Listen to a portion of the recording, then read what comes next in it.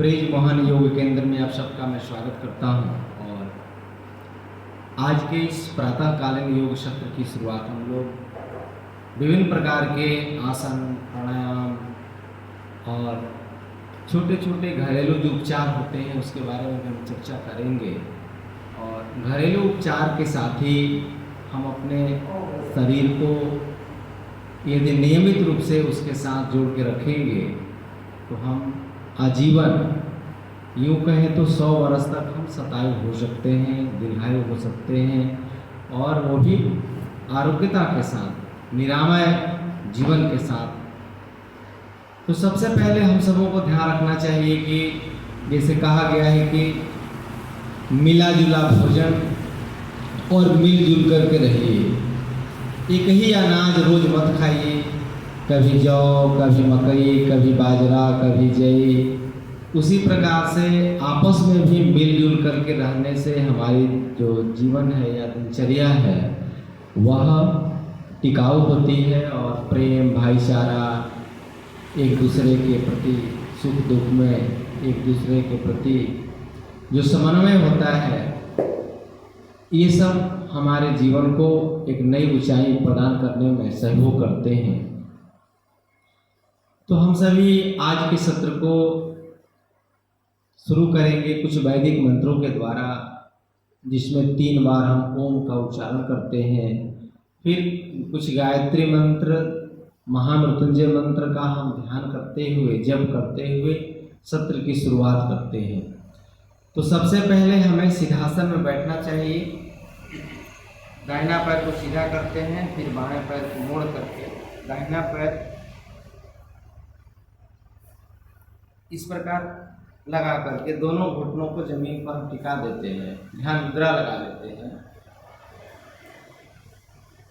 आंखों को बंद करके मेरुदंड सीधा करते हुए मन में यह संकल्प लेते हैं, ऐसा भाव पैदा करते हैं कि आज का दिन अर्थात रात भर सोने के बाद जो जागरण हुआ है वह एक तरह से हमारा पुनर्जन्म है, एक नया जीवन मिला हुआ है।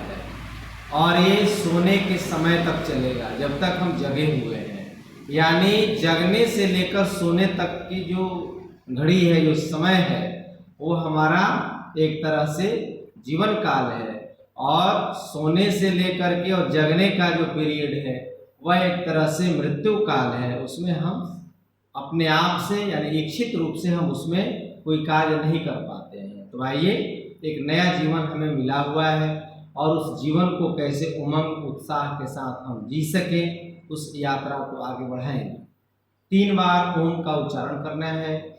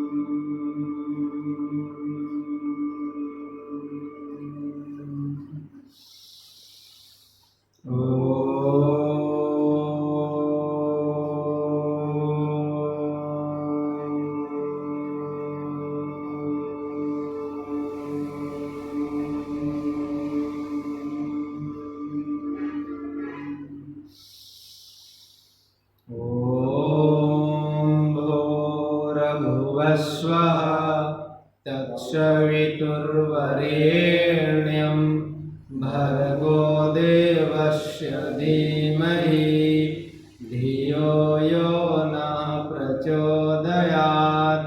ॐ त्र्यम्बकं यजामहे सुगन्धिं पुष्टिवर्धनम् उर्वारुकमिव मृत्योर्मोक्षीयमामृतात्। ॐ सहनाववतु सहनौ भुनक्तु सह वीर्यं करवावहै तेजस्विनावधीतमस्तु मा विद्विषावहै। ॐ असतो मा सद्गमय तमसो मा ज्योतिर्गमय मृत्योर्मायमृतं गमय। ॐ सर्वे भवन्तु सुखिनः सर्वे सन्तु निरामयाः सर्वे भद्राणि पश्यन्तु मा कश्चित् दुःखभाग् भवेत्। ॐ शान्ति शान्ति शांति। आंख बंद रखेंगे और वर्षाकालीन इस माहौल में बड़े ही सुंदर और सुरम्य वातावरण है। वातावरण साफ और स्वच्छ है। ऐसे में हम पहले चरण में प्राणायाम का अभ्यास करेंगे। आंख बंद रखेंगे और मात्र 3 मिनट का खूब लंबा और डीप ब्रीदिंग करेंगे। सांस भरिए,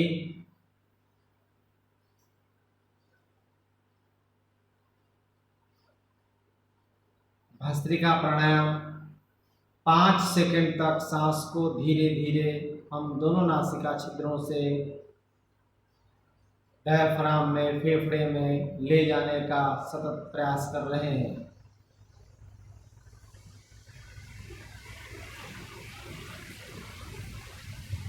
जितना संभव हो सके आप खूब प्राण को भरिए।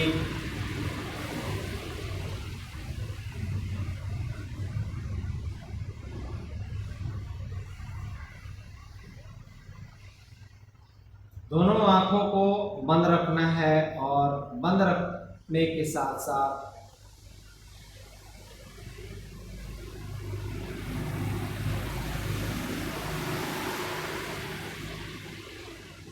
मन में, मस्तिष्क में, चित्त में शुभ विचारों को, शुभ भावों को बार बार उत्पन्न करना है। बार बार सोचना है कि हम सत्य के मार्ग पर चलें, हम सही मार्ग पर चलें, हम बीमार ना हों और बीमार नहीं होने के जो जो उपाय हैं वो सारे उपायों को मैं अपने जीवन में अपनाता रहूं, प्रयोग करता रहूं। केवल भस्त्रिका प्राणायाम 3 से 5 मिनट करने से जीवन भर आपके फेफड़े स्वस्थ रहेंगे, आपके लंग्स स्वस्थ रहेंगे और आप जो सांस भरते हैं, सांस भरने की जो प्रक्रिया है, सांस भरने की जो प्रणाली है शरीर में, जिसे हम श्वसन तंत्र कह सकते हैं, श्वसन तंत्र हमारा 100% अपने मूल अवस्था में, मूल स्वरूप में बना रहता है।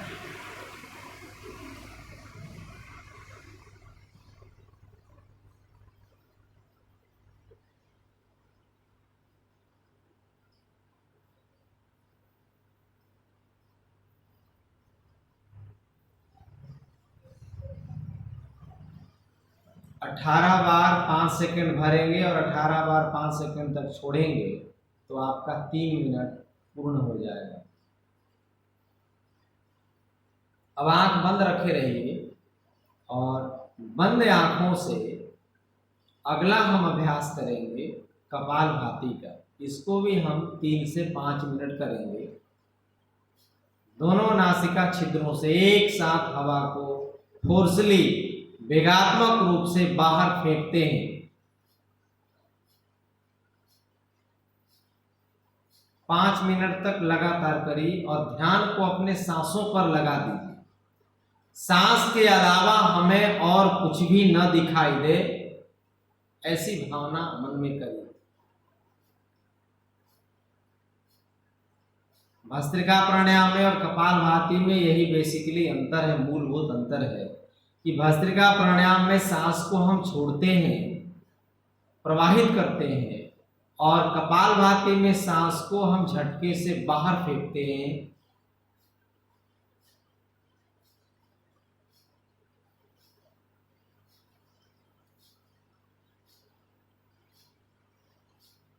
ये क्रम से अभ्यास करेंगे यदि आप, तो आपको बहुत ज़्यादा बेनिफिट मिलने वाला है। क्योंकि जब हम सुबह जगते हैं और रात भर हम सोए रहते हैं तो हमारा सारा अंग शिथिल हो जाता है, यहाँ तक कि सांस लेने और छोड़ने की प्रक्रिया भी मंद या शिथिल पड़ जाती है। तो हम धीरे धीरे जब सांस को भरते भरते हम 5 मिनट तक अभ्यास कर लेते हैं, तो हमारे डायफ्राम या सांस लेने की जो विधि विधान है या जो सिस्टम है, ऑर्गन है, वो धीरे धीरे अपने कार्य में लग जाते हैं और हमारे शरीर के अंदर बहुत ज़्यादा मात्रा में ऑक्सीजन पहुंच जाता है। और जैसे ही ऑक्सीजन पहुंचता है वही हमारे शरीर के लिए ऊर्जा है, ईंधन है, एनर्जी है। तो कपालभाति करते रहेंगे, 5 मिनट करेंगे। अब हमने पहले शरीर को एनर्जाइज किया, यानी गाड़ी खोलने के पहले हम उसमें ईंधन डालते हैं, पेट्रोल डीजल डालते हैं या भोजन डालते हैं, तो हमारे शरीर को या जो साधन संसाधन उसको ऊर्जा मिलती है। अब हमने शरीर को ऊर्जावान बना लिया है, अब हम कपालभाति की ओर अग्रसर हो गए हैं।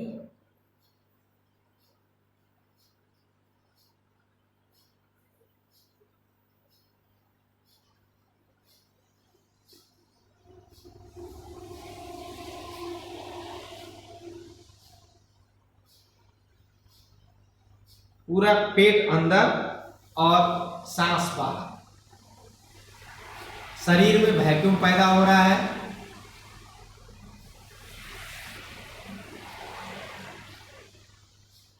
अब ये कुछ बड़ी बीमारियों का मैं नाम ले रहा हूं, पहले सावधानी को भी समझ लेना जरूरी है, क्योंकि अभ्यास माताएं बहनें भी करती हैं, छोटे छोटे बच्चे बच्चियां भी करती हैं।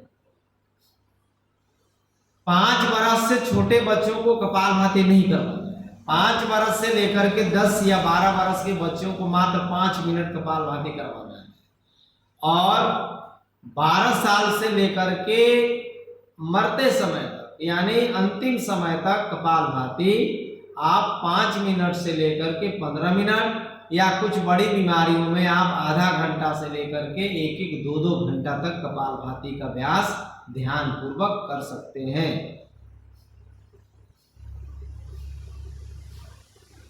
सावधानी क्या है?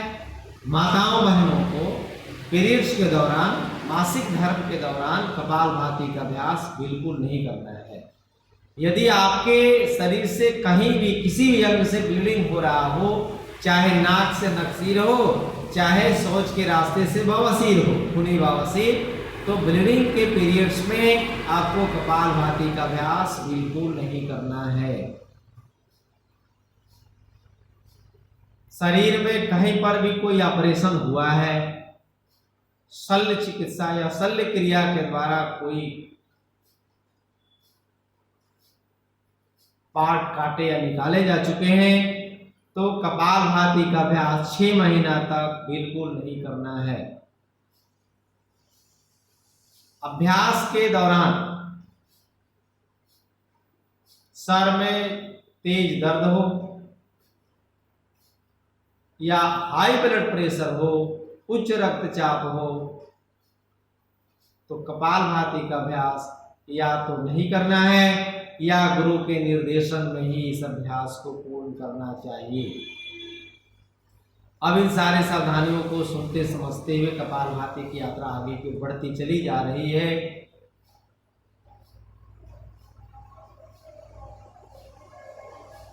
अब कुछ बीमारियों के बारे में भी चर्चा करते हैं। यह कपालभाति जो आप देख रहे हैं, पूरा उदर प्रदेश यानी पेट का जो इलाका है, मध्य प्रदेश जिसे कहते हैं, नाभि के चारों तरफ के इलाके, जिसमें अनेक प्रकार के अंग बसते हैं, निवास करते हैं, उन सारे अंगों को एक्टिव करने की क्षमता और शक्ति, सामर्थ्य है कपालभाति में। शरीर के अंदर जितनी भी कोशिकाएं हैं, उन कोशिकाओं को यह डीजेनरेट होने से रोकता है, उसे रीजेनरेट करता है, उसे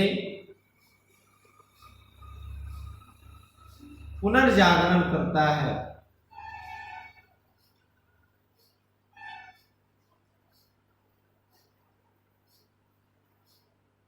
जब हमारी कोशिकाएं रीजेनरेट होने लगे, शक्तिमान होने लगे, ऊर्जामान होने लगे, उनका क्षरण होने से रुकने लगे, तो हम धीरे धीरे 100 बरस तक युवा ही रहते हैं।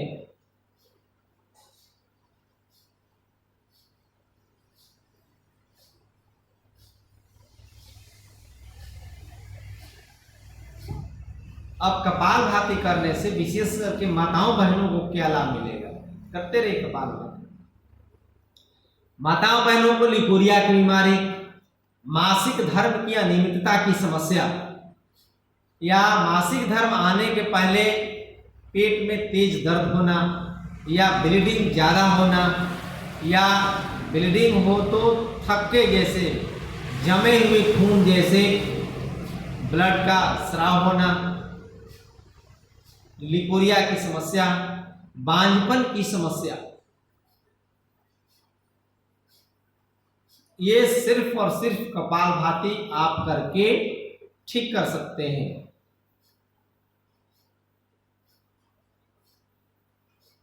यही क्रिया पुरुषों में नपुंसकता की समस्या, धातु क्षीणता की समस्या, प्रोस्टेट की समस्या,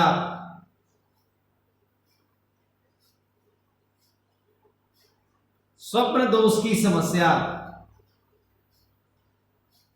यूं कहें सारी यौन समस्याएं, सेक्सुअल डिजॉर्डर्स को ठीक करने की ताकत है कपालभाति में।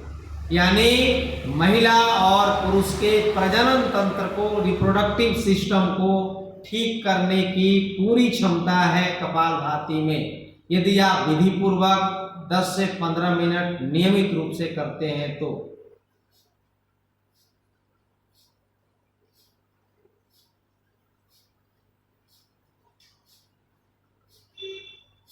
जिनको पाचन तंत्र पे आते हैं, जिनको भूख कम लगती है, भोजन कर तो लेते हैं लेकिन पचता नहीं है, खट्टे डकार आने लगते हैं, शौच खुल करके नहीं होता है, कब्ज बन जाता है, गैस बन जाता है, जिसके कारण जोड़ जोड़ में दर्द शुरू होने लगते हैं वायु विकार के कारण, साइटिका दर्द होने लगता है, गर्दन में, पीठ में दर्द होने लगते हैं, पूरा बदन में दर्द होने लगता है, पूरा शरीर दर्द से टूटने लगता है। यानी पूरे शरीर में जो वायु विकार है नस नाड़ियों में फैल रहे हैं। इसलिए उदर संबंधी रोग, पेट संबंधी रोग, पाचन तंत्र संबंधी रोग जिनको है उनको कपालभाति प्रतिदिन 5 मिनट से 15 मिनट तक अभ्यास नियमित रूप से करना चाहिए। अब आते हैं चर्म रोग पर, स्किन डिजीज पर। जिनको सोराइसिस हो गया हो, जिनको सफेद दाग हो गए हो, जिनको खुजली, दांत दिनाए, नोचनी हो रहा है, बार बार खुजलाते रहते हैं, उनके लिए कपालभाति एक तरह से अमृत के समान है।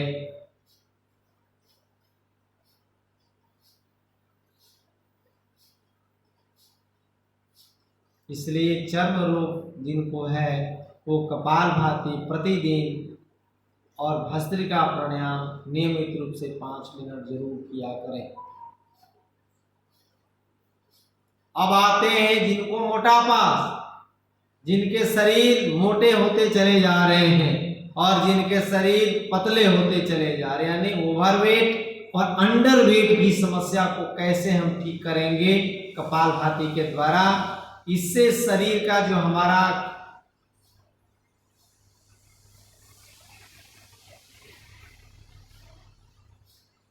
मेटाबॉलिज्म, एनाबॉलिज्म और कैटाबॉलिज्म तीनों को यह ठीक कर देता है कपालभाति। यानी पूरे शरीर के सर्वत्र सिस्टम को, चहुमुखी कह सकते हैं, सर्वांगीण पूरे शरीर के हर एक अंगों को यह एक्टिव करने वाला अभ्यास है कपालभाति।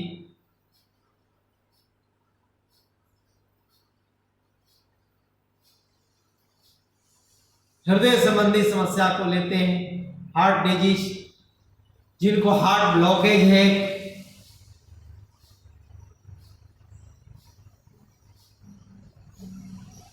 कोलेस्ट्रोल, ट्राइग्लिसराइड बढ़ा हुआ है,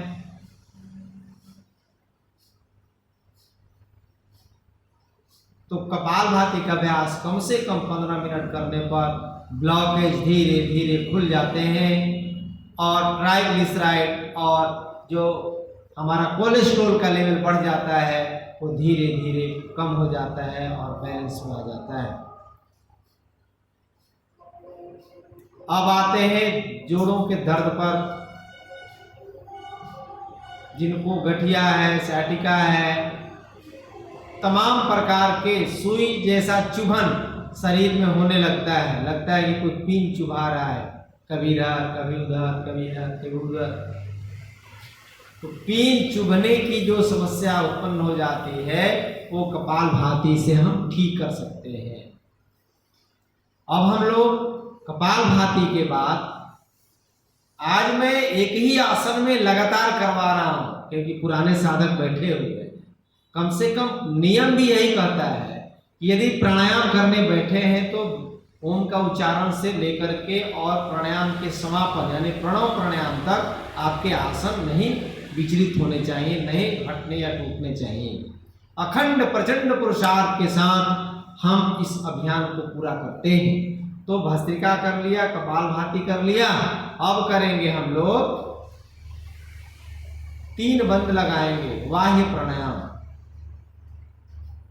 मूल बंद, उड़ियान बंद और जालंधर बंद। सांस भरेंगे, सांस को छोड़ देंगे, शौच के रास्ते को खींचेंगे, मूल बंद, फिर पेट को अंदर सटाएंगे, फिर ठुड्डी को सीने के पास लगा करके लॉक कर देंगे। ये 3 महाबंद लगा देने से शरीर के अंदर जो कुछ भी व्याधियां बची खुची हैं उसका भी समापन हो जाता है। 3 बार करिए।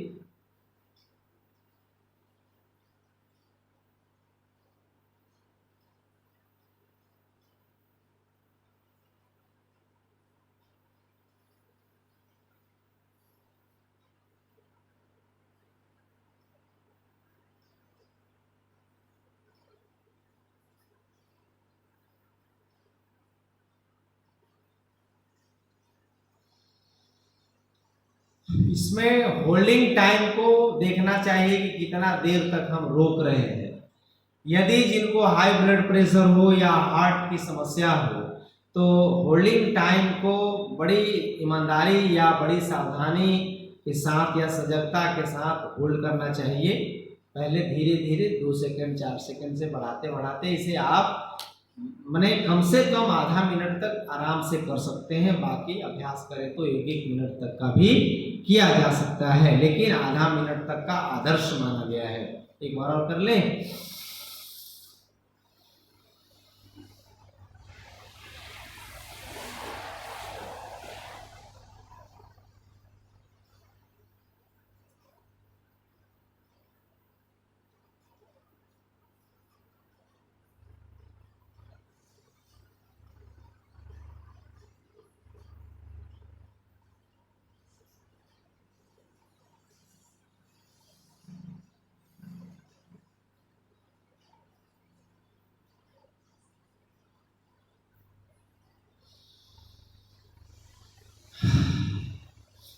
लगभग 3 बार हो गए हैं, इसको रोकते हैं। इसका लाभ है कि पूरा हमारा या रिप्रोडक्टिव सिस्टम को ठीक करता है, पेट को ठीक करता है, शरीर के अंदर जो टॉक्सिन जमे पड़े हैं वर्षों वर्षों के उन सारे टॉक्सिन्स को बाहर निकालता है, यानी शरीर को पूरा डिटॉक्स करता है। यानी सभी रोगों के लिए बड़ी जबरदस्त और फायदेमंद अभ्यास है। इससे जठराग्नि भी प्रदीप्त होती है और हमारा इससे नाभि का जो इलाका है वो एक्टिव हो जाता है। अगला अभ्यास करेंगे अग्निसार क्रिया।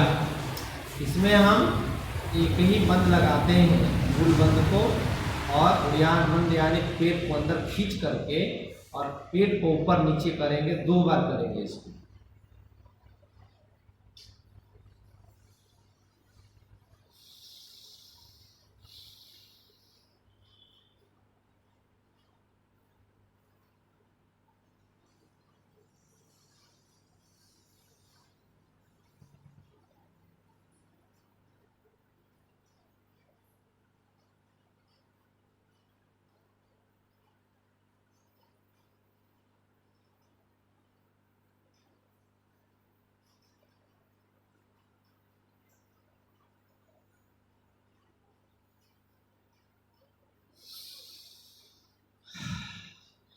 एक बार और कर लेंगे। अग्निसार क्रिया करने से सप्त धातुएं मजबूत होती हैं। रस, रक्त, मांस, मेद, अस्थि, मज्जा, वीर और रज, ये सप्त धातुएं प्रदीप्त होती हैं। ये उसकी गुणवत्ता में सुधार आता है। और जिनके अग्नि शरीर में शांत पड़ रहे हैं, उस अग्नि को भी यह और ज़्यादा सबल बनाता है और ज़्यादा प्रचंड बनाता है। तो भूख खूब लगेगी, पाचन तंत्र आपका ठीक हो जाएगा। साथ ही साथ यदि इस पर फैट आ रहे हैं, चर्बी भी आ रहे हैं, तो चर्बी को भी यह धीरे धीरे तोड़ देता है और गला देता है। तो इसे 2 से 3 बार कर लेना चाहिए। उसके बाद हम लोगों को अब करना है उज्जाई प्राणायाम। देखिए क्रम से आगे बढ़ते जा रहे हैं, एक ही आसन लगा हुआ है। इसमें क्या करना है कि शरीर को सीधा रखना है, ठुड्डी को यहाँ लगाकर लॉक करेंगे और नाक से हवा को खींचेंगे तो गले के पास से सुरसुराहट या गड़गड़ाहट जैसी आवाज आएगी। इस क्रिया का नाम है उज्जाई प्राणायाम। ये थायराइड के लिए, टॉन्सिलाइटिस के लिए, जिनकी आवाज़ साफ सुथरी नहीं आती है, साय साय की आवाज़ आती है, उनके लिए जबरदस्त अभ्यास है। यानी गले के सारे समस्याओं को दूर करने की क्षमता ये आपको उज्जाई प्राणायाम में 3 से 5 बार करना चाहिए।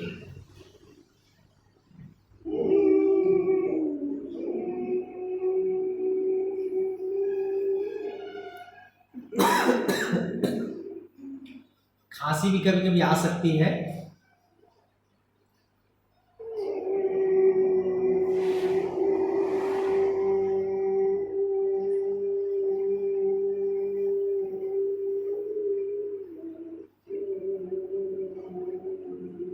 सांस भर जाए तो थोड़ा होल्ड करेंगे, फिर दाहिने नासिका को बंद करके बाएं नाक से सांस को छोड़। ये 3 से 5 बार करना चाहिए। थायराइड के लिए अमृत है, थायराइड के लिए बहुत सुंदर यह दवाई है, एक तरह से औषधि है। जिनको थायराइड ज़्यादा मात्रा में बढ़ा हुआ है या अनबैलेंस है, तो आप इसको 10 से 20 बार भी लगातार कर सकते हैं। अब हम लोग भस्त्रिका कर लिए, कपालभाति कर लिए, उसके बाद हम लोगों ने 3 बंद लगाया, वाह्य प्राणायाम किया, उसके बाद अग्निसार क्रिया किया, उसके बाद हम लोगों ने उज्जाई प्राणायाम किया। उज्जाई के बाद अनुलोम विलोम करने का विधान है। बैठे रहिए, पीठ को सीधा कर लीजिए, बायां हथेली ध्यान मुद्रा में ही लगा हुआ है, दाहिना हथेली को सीधा कर लेंगे, तर्जनी को मोड़ लेते हैं, दाहिना अंगूठा दाहिने नासिका पर लगाएंगे, बाएं नाक से धीरे धीरे सांस को भरेंगे, फिर 2 उंगलियों से बाएं नासिका को बंद करके अंगूठा हटा करके दाएं नासिका से सांस को छोड़ना है, फिर दाहिने से सांस को भर लीजिए, फिर दाहिना बंद करके और बाएं से धीरे धीरे सांस को छोड़ दीजिए। अब यही क्रिया एक आवृत्ति कहते हैं इसको, यानी बाएं से लिया, दाहिने से छोड़ा, दाहिने से लिया और बाएं से छोड़ दिया। एक चक्र हुआ, एक क्रम हुआ। अब इसी चक्र को बार बार दोहराएंगे, बार बार दोहराएंगे, तो इसका लाभ क्या मिलेगा? तो देखिए, इसमें एक ही बड़ी सावधानी है कि अभ्यास करते समय एक पल के लिए भी गलत चीज नहीं सोचना है आपको, नहीं तो सोचिएगा और वैसा ही जीवन में घटित हो जाएगा, करा देगा। यही अनुलोम विलोम। इसीलिए पहले के जमाना में सबको योग करने की छूट नहीं थी। आश्रम में लोग जाते थे घर से भाग करके योग सीखने के लिए, लेकिन वहां आश्रम के गुरु उनको 2 साल 3 वर्ष तक परीक्षा लेते थे। यम नियम आसन प्राणायाम प्रत्याहार धारणा ध्यान समाधि यानी अष्टांग योग के जो नियम होते हैं, उस नियमों का पालन करवा करके देख लेते हैं कि अगला जो व्यक्ति आया है क्या वह टिक पाएगा कि नहीं टिक पाएगा। जब 2-3 साल तक अष्टांग योग के नियमों में जीवन को बांध करके जीना सीख जाता था, तब जा करके उसको इन सारे प्रक्रियाओं में जोड़ने की व्यवस्था थी।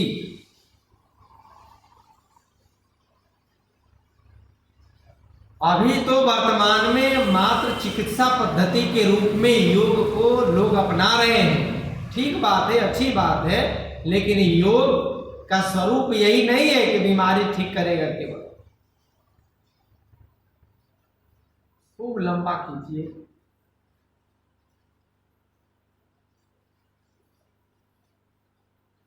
अब इसमें दो स्वर का प्रयोग हो रहा है, चंद्र स्वर, सूर्य स्वर।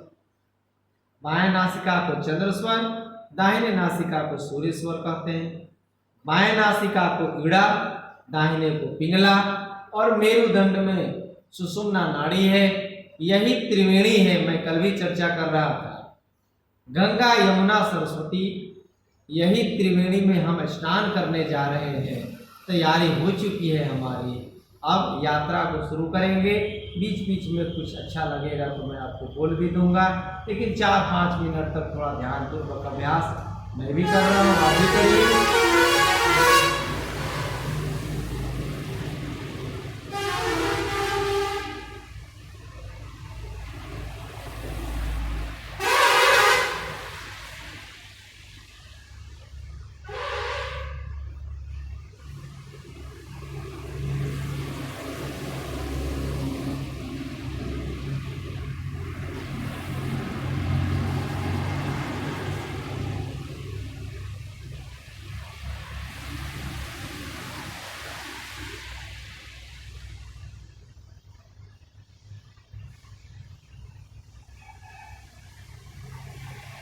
यह योग की यात्रा मानव से महामानव की ओर बढ़ती चली जा रही है। हम पुरुष से महापुरुष बनने की यात्रा में हैं, रास्ते में हैं। बहुत चीज से आप अपने आप को बचा सकते हैं, बुरे चीजों से। एक तो निगेटिव एनर्जी, निगेटिव थॉट्स,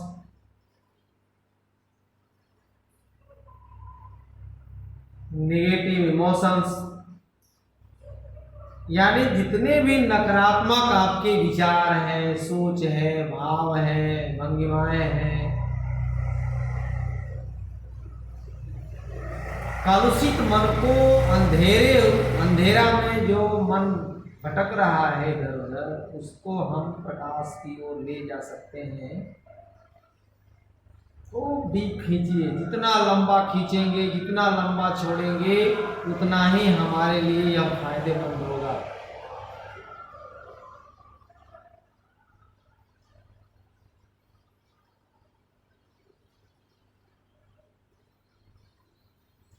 अब जिनको साइनस की समस्या है, नाक जाम हो जाने की समस्या है,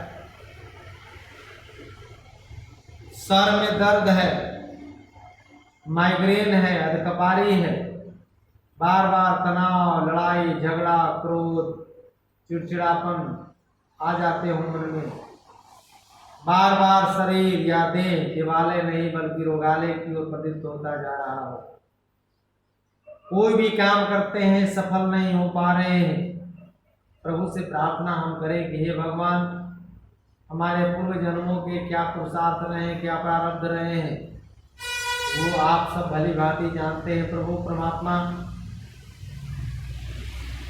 इसलिए इस जन्म में कम से कम हम अपने शरीर को स्वस्थ रखें, मन को पवित्र रखें, विचारों को शुद्ध रखें, हृदय को विराट रखें।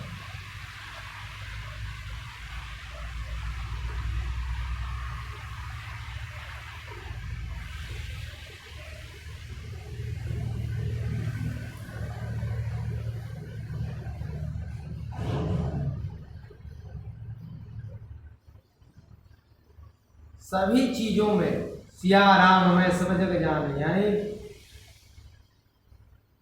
रामचरित मानस लिखते समय तुलसीदास जी ने पहले ही लिखा है सिया राम मैं सब जग, यानी दुनिया में जो कुछ भी हमको दिखाई दे रहा है, चाहे वो साकार हो चाहे निराकार हो, चाहे वो बंद आंखों से देखूं चाहे खुले आंखों से देखूं, उसमें मैं सीता और राम की प्रतिमा का, राम के भावों का दर्शन कर रहा हूं। हर चीजों में, पेड़ पौधे, नदी नाले, सूरज चांद सितारे, जो हो कुत्ता पिलासिया, सब। ऐसा जिस दिन हम सबों के भीतर भी आना शुरू हो जाए भाव, पहले शुरुआत करेंगे अपने आप से। जितना लीवर पर